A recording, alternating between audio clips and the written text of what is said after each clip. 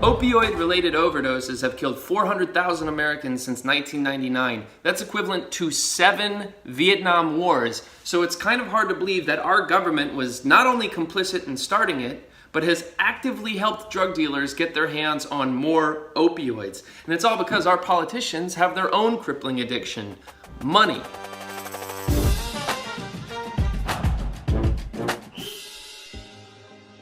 Calling the opioid epidemic an epidemic makes it sound like it was some contagion that we had no control over, that only Matt Damon could stop, when in fact it's the direct result of corruption. Shitty bureaucrats making shitty decisions. Let's break this train wreck down fail by fail. Fail number 1, the FDA.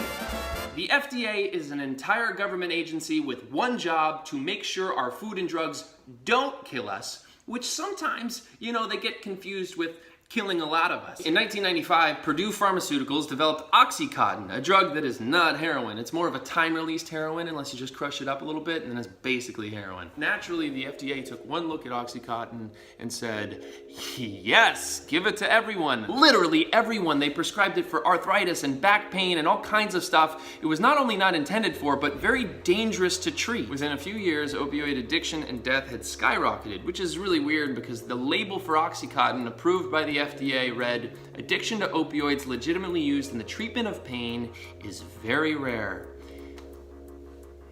It's not. So the FDA started an epidemic. That's worse than the opposite of their job. It's like if you hired a dog walker to walk your dog, and instead of walking your dog, they remove its legs. That's the FDA. Why is the FDA so bad at their job? Well, it turns out they're in bed with drug companies. A recent study of certain FDA drug assessors found that between 2001 and 2010, an astonishing 58% of them left their jobs at the FDA to go work for biopharmaceutical companies. They all stopped walking dogs and they got jobs as dog leg removers. Which brings us to our next point. Fail number 2, the DEA. Because the FDA sucks, opioids were everywhere by the mid-2000s. A lot of doctors and pharmacists had essentially become drug dealers. They were just over-prescribing opioids and sending them directly to the black market. Enter the DEA, an entire government agency with one job: to combat drug smuggling and distribution. Now, they get an idea. Instead of prosecuting all of these pharmacists and doctors, they'll stop drug shipments at their source: drug distributors and wholesalers. For example, when 11 million doses of opioids are sent to a single county in West Virginia of 25,000 people, or when a single Walgreens in Florida is selling 1 million opioid prescriptions a year, even though the average is 74,000, the DEA could say, hey, stop. It's an effective tactic, which is exactly why they stopped doing it. In 2011, there were 65 immediate drug suspension orders. By 2016, there were only 8. Why?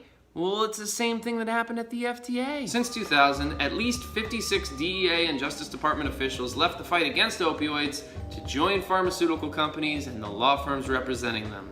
But somehow something even more sinister was happening, which brings us to fail number 3, fucking Congress. Congress is a branch of government that has one job: to listen to the American people and enact our will. As is the custom in this country, they never do this job. So maybe we shouldn't be surprised to hear that in 2016, Congress passed a bill making it nearly impossible for the DEA to freeze suspicious drug shipments.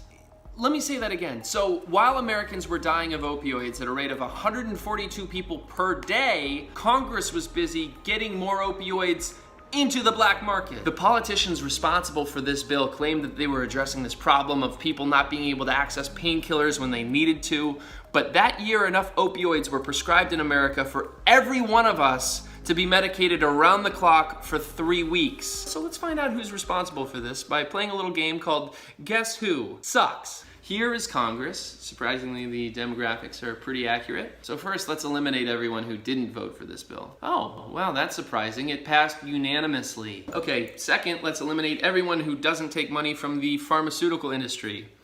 Oh, cool. 9 out of 10 members of Congress take drug money. Okay, fine. Let's just eliminate everyone except for the members of Congress who sponsored this bill. Hey, look, it's Orrin Hatch and Tom Marino. What a coincidence. The pharmaceutical industry was Tom and Orrin's first and second biggest donors in 2016. After this bill was passed, Tom would go on to be nominated for drug czar, and Orrin would call for all welfare recipients to receive drug testing, presumably to see if they were ingesting the drugs that he was helping put on the streets. Now we could go through the entire list of co-sponsors too, like Republican Marsha Blackburn or Democrat Sheldon Whitehouse? What about Republican and finalist on NBC's America's Got Neck, David Vitter? This guy now lobbies for the pharmaceutical industry, of course. The point is, our government is failing us. Congress, the FDA, the DEA, they're all too corrupt to do their job, and it's coming at a horrific cost. Our country loses $78.5 billion a year to this fight, which is vastly outshadowed by the hundreds of thousands of lives lost. 500,000 more are expected to die in the coming decade, and it's hard to find an American who doesn't know someone battling the crucible of addiction. This is just one of the many costs of a corrupt and broken system that is failing all of us. And I'm not suggesting that we should set aside our differences and hold hands and blah, blah, blah. We have a lot of legitimate grievances with one another in this country, but this is not one of them. It's not a partisan issue. It's a societal rot that is sinking the entire country.